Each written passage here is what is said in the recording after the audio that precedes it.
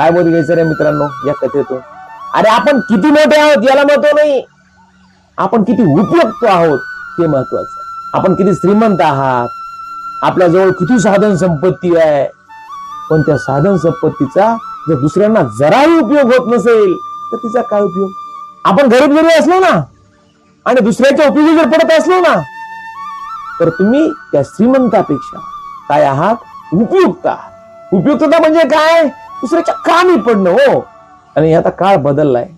लोक तुमच्या श्रीमंतीला महत्व देत नाहीत, तुमच्या उपयुक्ततेला महत्व देतात. बरोबर की नाही? नसना म्हणतात तू तुझ्या घरचा मोठा. पैसा आहे ना मित्रांनो, पैसा, या पैशाला दुसरं नाव आहे चलन. आणि तो थांबून उपयोग नाही. हो, तो वेळोवेळी काय झाला पाहिजे? बाहेर आला पाहिजे, बाजारामध्ये फिरला पाहिजे. बरोबर की नाही?